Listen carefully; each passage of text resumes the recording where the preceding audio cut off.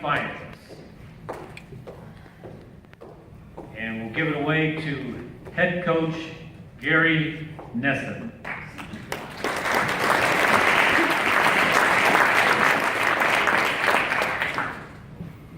Thanks, Kevin. First of all, I just want to thank the committee for bestowing this honor on us. We feel privileged to be here, and we're very humbled by it. We'd also like to congratulate all the other honorees here tonight. I was actually able to coach Corey his freshman year, and was able to give him a nice and embarrassing picture of himself tonight. We'd also like to thank many people that were involved with the program. First of all is Kevin Cataphias, athletic director for the 1999 season. He moved it must have been a tough season because he moved on to middle school principal after that. So I'd like to thank the Genoa Athletic Boosters for the support of uniforms, equipment, meals, countless other ways.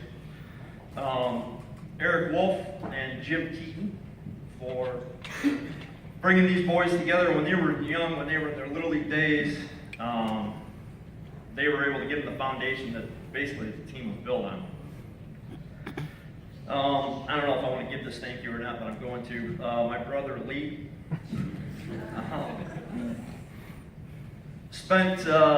he announced all of our home games, and sometimes he would give me good advice, which I mostly ignored. Lee and I spent many nights, and I use the air quotes, discussing, or most of the time yelling at each other, about roster decisions, lineups, pitching rotations, etc. And thank Lee, thanks for discussing whatever I needed for all these years. And by the way, do you think Eric should still pitch in the district final? No. No. Thanks. No. You thought that for a long time, Eric. I did. I want to thank Bob Yonker. I know he's not here tonight. I don't know if he is here tonight. If he is, I'll shout out. But Bobby was one of those guys that he kept scorebook for us all year long. Kept scoreboard up in the press box, and he did a ton of field work for me. Whenever I would call Bob, he would just be there. And I know you guys a lot of times didn't get to see him, but he was one of those guys that I just want to thank tonight. Assistant coaches Todd Witt and Chris Matthews. They were always their experience was invaluable to me on the bench and to these guys to be able to see things that I was missing or give these guys a little counsel during the game or whatever might have been going on. And Chris was he was my JV coach as well, but he helped me bring along these guys over the years, but also it was great to see him from the outside looking in and being able to give me some suggestions for lineups, etc. I'd like to thank the parents of the players. Obviously, without you, we don't have them, so none of this would be possible. Thanks for washing and mending of uniforms, waiting for me to shut up after post-game meetings, right? And I'd also like to remember those that are no longer with us, Todd Beeler, Tom Cooley Sr., Craig Dunn, and Bill McDaniel. We miss you and know that you're watching over us today. Next, I'd like to thank my dad, Bill Nissen. He's no longer with us. For his countless hours of working on the field and running the scoreboard, basically whatever else I needed. Little story about my dad. Tournament games going on. I don't even know if it was in this season, but I'm pretty sure it was, 99. Lee and I were talking about it. He's up in the press box, game's going on. Piece of paper or wrapper blows down on the field. Well, in between innings, here comes my dad. I'm like, what the hell is he doing out here? Umpires are looking at him like, well, what the heck's he doing out here? He comes out, picks up the wrapper, heads back out. In between innings, it didn't even say a word. Everybody's like, okay, what's this guy doing? But that's how meticulous he was about the field. And he just always wanted the best for you guys.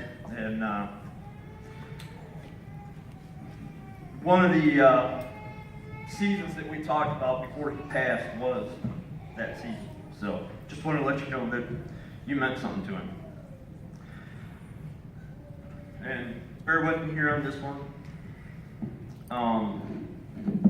Last but certainly not least in the thank yous is Coach Ryan Matthews. Or Ryan Matthews, there you go, thank you. Ryan McDaniel. Not only did I have the joy of coaching Ryan, but he also became a fellow coach, and most importantly, my friend. Ryan not only was always a coach to you guys, but a mentor. And a lot of times he was just a shoulder to lean on when I yelled at you guys too much. One of the last days I got to spend with Ryan, visiting about you guys, we talked a lot about that season. So just want to let you know that you guys meant a lot to him, both on and off the field. All right, now let's get to the stories. Tony Sonnergill, what were you doing when you were standing up in the van and going to moon Coach McDaniel's van on the way down to Columbus? Which made me rear end Coach Matthews in the middle of an intersection.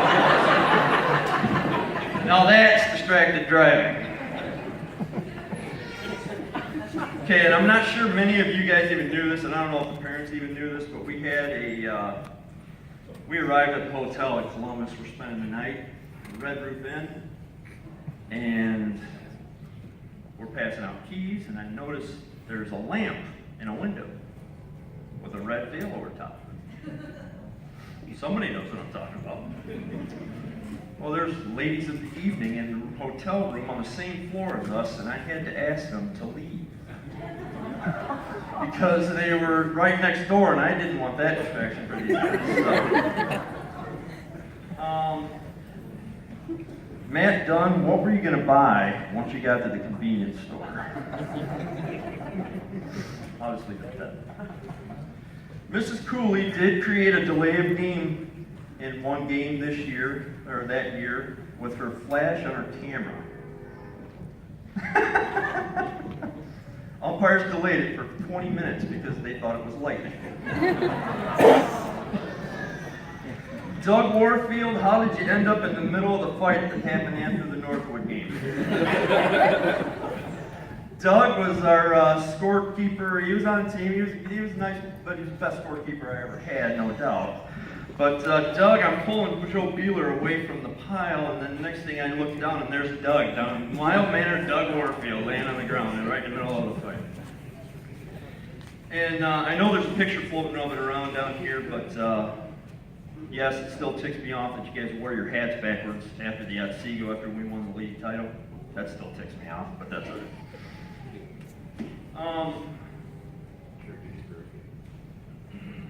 The tradition of Genoa baseball is long and storied. The success of past teams is one of the best of this program. Is one of the reasons that this team was able to carry on that tradition. Bob Baird and Jeff Thompson's past success made the Genoa Comets uniform feared, especially during tournament play. Opponents knew they were in for a fight when they played us. Without those teams, and especially the 1974 state semifinal team, the tradition would have not have born, and we want to thank you. One thing that I did take away from Coach Baird, which, I mean, there's a lot of things we can take away from Coach Baird, but one of the sayings that he used to say was individual awards are a result of team success. Not only did this team set records for wins in a season at 28, they set 10 team records for runs scored, batting average, hits, doubles, home runs, RBIs, hit by pitches, mostly because Dave Reimers wouldn't get out of the way, and complete games. And they also finished ranked third in the state Division III coaches poll. As a result of that team success, they were able to set over 17 individual records, and one of the most amazing ones that I believe is 51 hits by Tony Sonnergill and Steve Brewer in the same season. They both had 51, And believe it or not, Tom Cooley the next season matched that, the 2000 season. And Tom was also on that team. We had two state, all-state team. Eric McDaniel was second team all-state. Jeff Keaton was special mention. 6 players were named to the all-district team. Eric McDaniel, first team. Jeff Keaton, first team. Tony Sonnergill, first team. Steve Brewer, second team. Joe Beeler, second team. Thomas Cooley, honorable mention. And yes, I did call him Thomas, Mom, so I don't want to get yelled at. 10 players were named to the all-SLL team. Eric McDaniel, Tony Sonnergill, Steve Brewer, Joe Beeler, Jeff Keaton, Thomas Cooley, John Dunn, or Joe Dunn.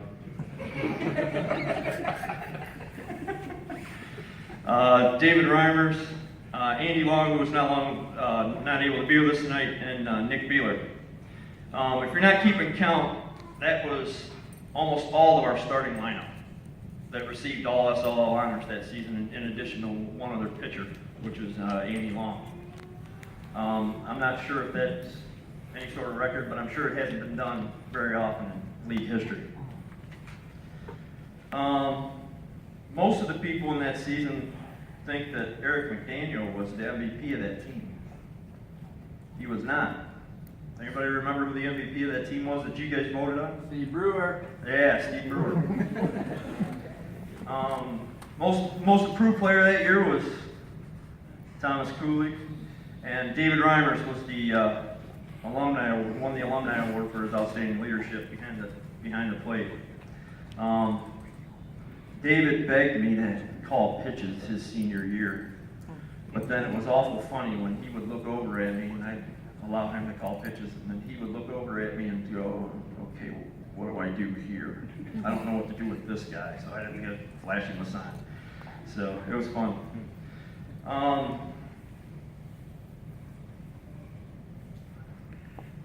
We are extremely proud of all the accomplishments that we are recognized here tonight, but my pride does not extend there. Yes, as coaches, we would always like to love and see our players move on to the next level, college or pro ball. But most of all, we want them to be successful in life after being a student athlete. The thing I am proudest of as I stand here tonight is I see the men that these boys have become. They are sons and husbands and fathers, a doctor, a teacher and a coach, a minister, an architect, a chief petty officer, hoorah, business owners, managers, and supervisors, and many other things to many other people. But one thing they will always be to me is my guys. Thanks again for this great honor.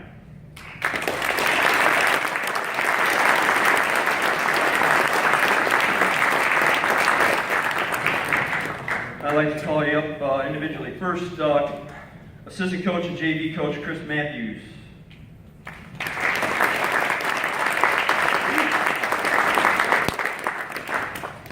Todd Witt, he was not able to be with us tonight, but Todd's a big part of the team as well. And accepting for Coach Ryan McDaniel was his mom, Carol McDaniel.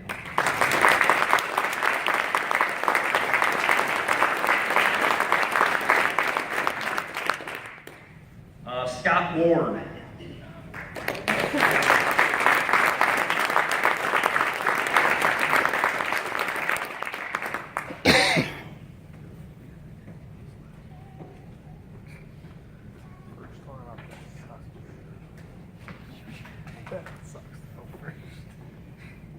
Matt Dewey Dunn.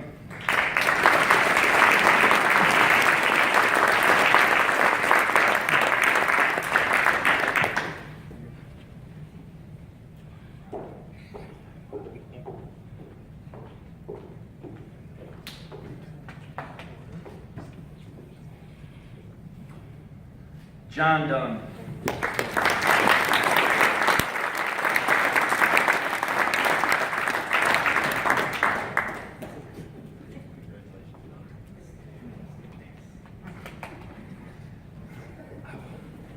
Jeff Keaton.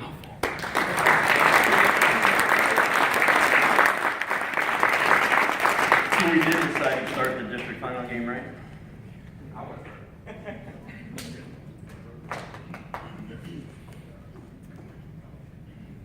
East Honor Guild.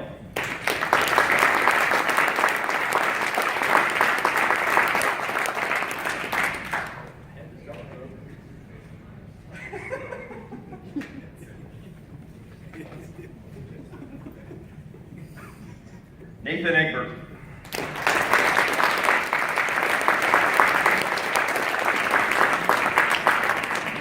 Funny thing is I get to see Nathan coach T-ball and coach pitch now, and one of his teams is the Yankees.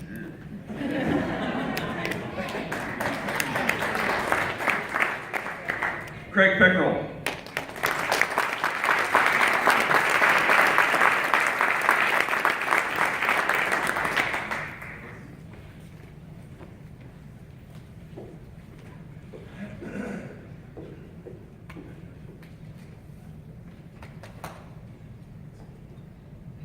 Joe Beeler.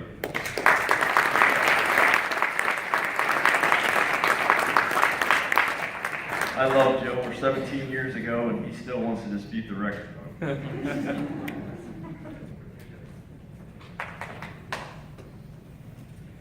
Nick Beeler.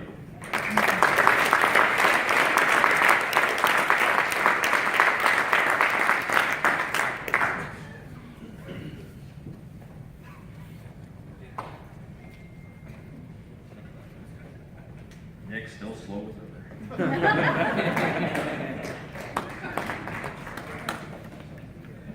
Steve Brewer.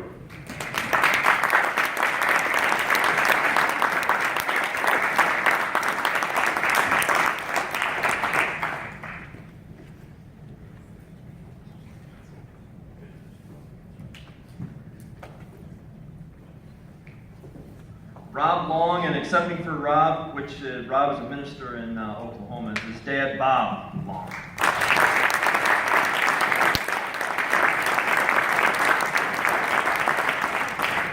Rob told me it was either come home for this or come home for Christmas, and I'm like, Rob, come on, man.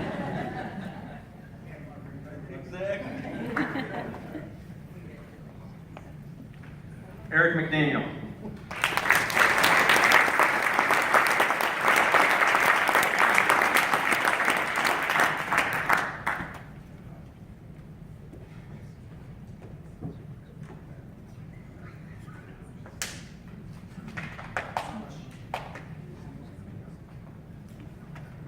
Unable to attend tonight was Andy Long. Just a little bit about Andy. Andy was actually one of those kids that we talked about, just having him on as a pitcher. He ended up winning 5 games for us in big spots. He actually won the league title for us at Otsego, so he was a big part of the team as well.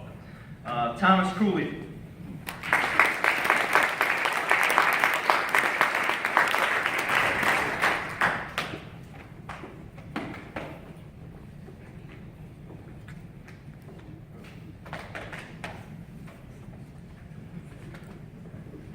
David Reimers.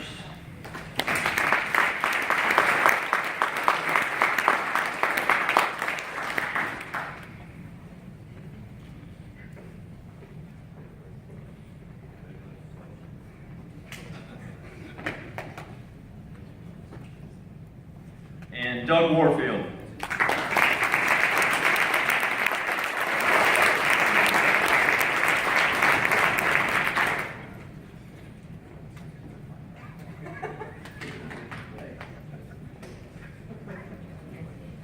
Well, once again, we just want to thank the committee and for bestowing this honor upon us, and we're definitely humbled and honored by it. And this time, Dave, did you want to say something? David, did you want to say something? David Reimers, he was captain and one of the captains of this team, and he's going to say a few words.